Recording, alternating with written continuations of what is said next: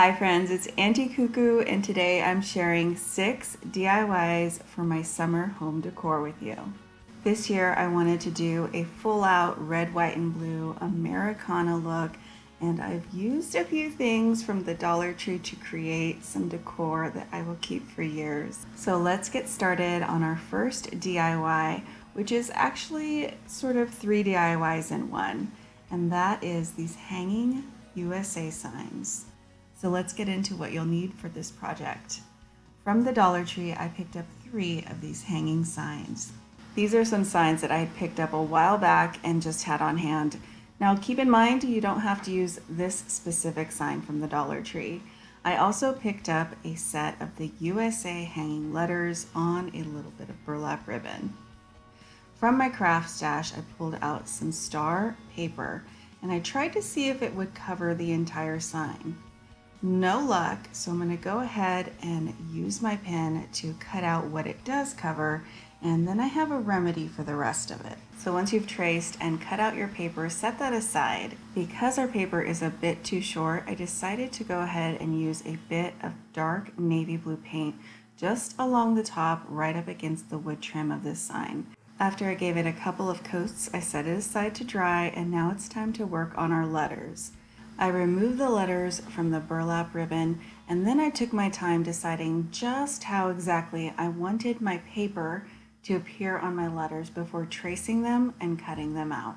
If you don't have any craft paper hanging around the house, you may want to consider things you do, perhaps some fabric, an old tablecloth, or a printed shirt. Fabric works really well for the project that we're working on, and I would also maybe consider printing something out if you have a printer at home. I decided to use the same print paper on all of my letters, but you could mix it up with a bunch of different patterns if you want. Just repeat the process for each one. Now it's time to do some decoupage. For this, I'm using my Mod Podge on my sign, the front end of it, after the paint has fully dried. I'm giving it a good even layer all over the entire sign where we're going to place our paper. Then go ahead and apply your paper, making sure the ends of your sign match up and taking full advantage of that strip of navy blue at the top. Be sure to smooth out any wrinkles or bubbles.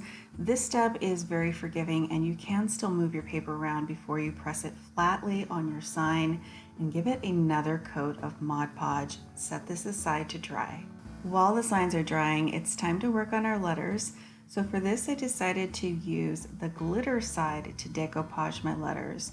The reason being is I figured that they would be easier to glue down on the flat surface of the back of the letters without any glitter getting involved.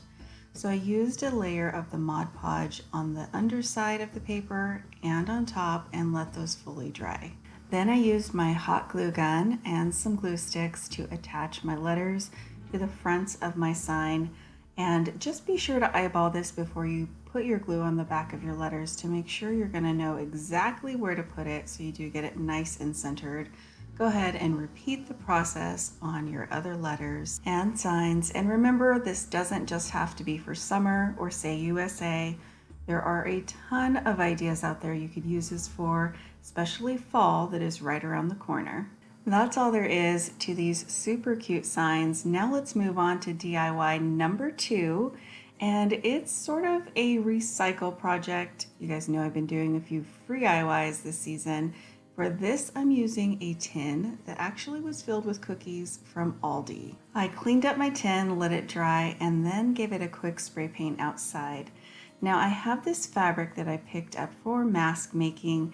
It is from Joann, and I just fell in love with the images on it, so I'm going to use some bits and pieces to create the image on the front.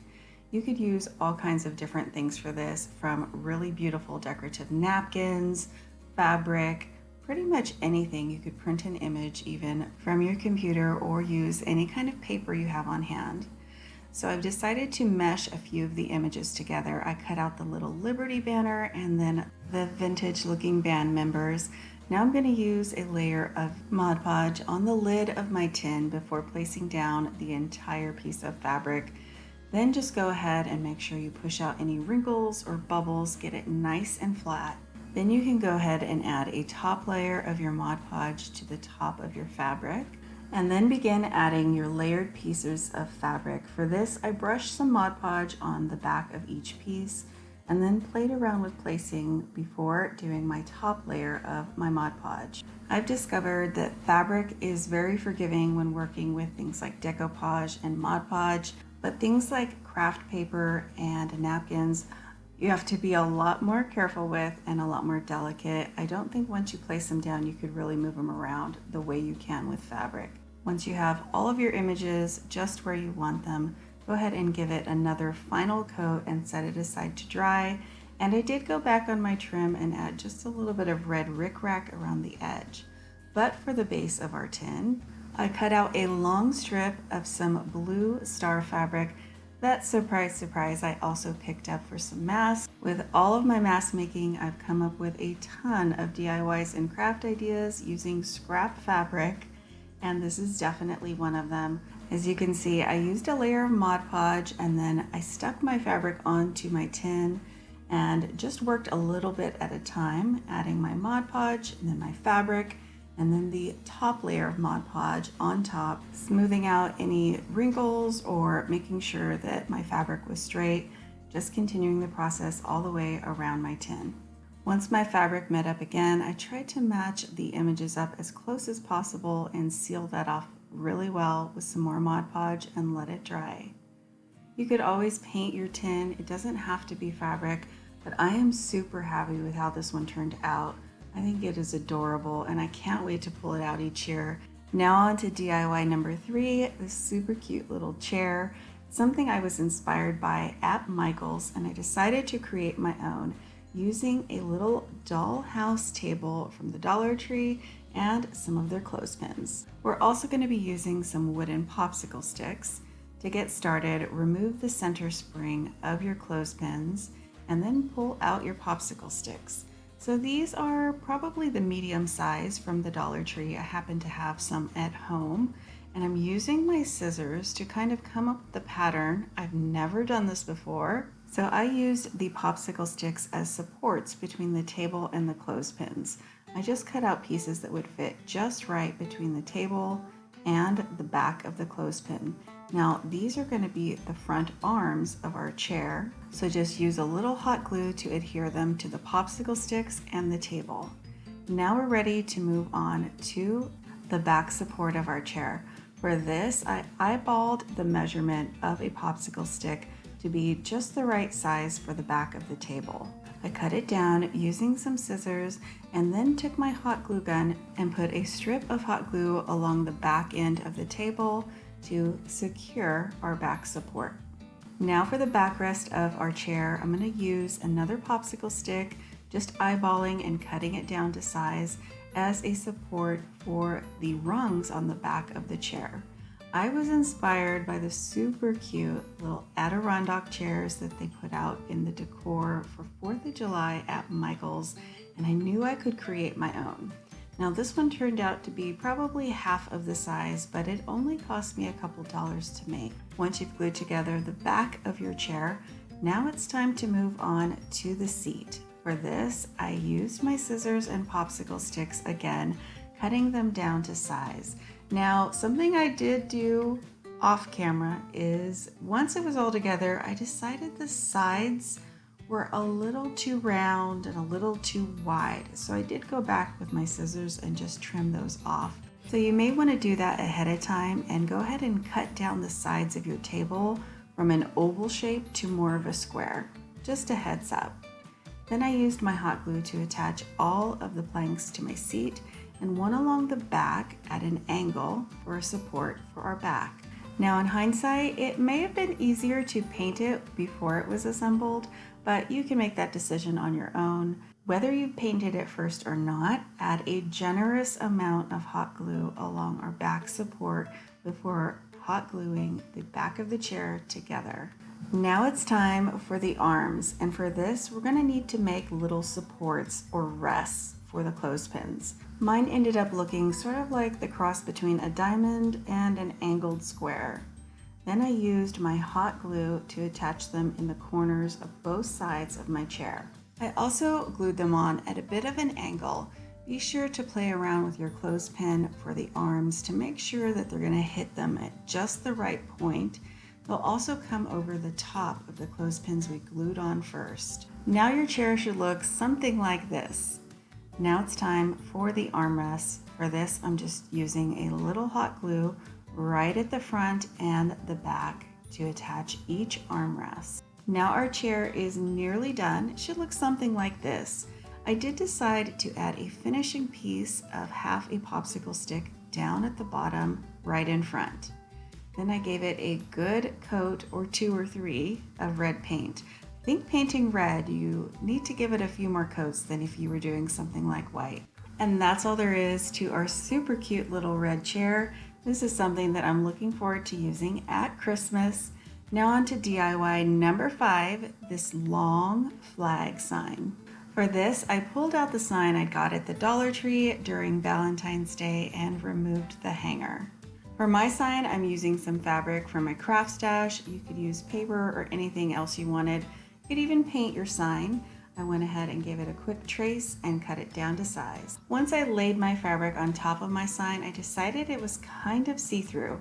So to go ahead and make sure that those white stripes really show up, I gave it a quick coat of white paint. Once my sign was completely dry, I added a layer of Mod Podge right on top of the white paint before adding my fabric on top of that. Be sure to match up your corners and smooth it out a little piece at a time to make sure there's no wrinkles or bubbles in your fabric. Now, since I'm turning my sign into a flag, I pulled out some more scrap paper and used this for the star section on my flag. Just adding a layer of Mod Podge before placing my paper on top of the fabric, smoothing it out really well, and then adding another layer of Mod Podge right on top. This ended up being the perfect piece for a little space that I'll be sharing in my home tour. But for now, on to DIYs number 5 and 6 using a few stars that I picked up last year at the Dollar Tree. For the first star, I'm using this large star sign from the Dollar Tree, just flipping it over and using more of that beautiful fabric I found at Joann's to decoupage the back of this star. If you're following me on Instagram, you may have already spotted this in one of my posts. It is in the Wagged image I shared that's full of all kinds of ice cream for a summer picnic. And I just love how this dressed up a Dollar Tree star for just a couple of pennies. All I did was add a layer of decoupage under the fabric and then a finishing layer right on top. Now on to our last DIY, our miniature stars. Now this is from a strip of stars that came on a burlap ribbon last year. I have 2 left over from some project last year and decided to decoupage these using some craft paper. The process is completely the same using the paper.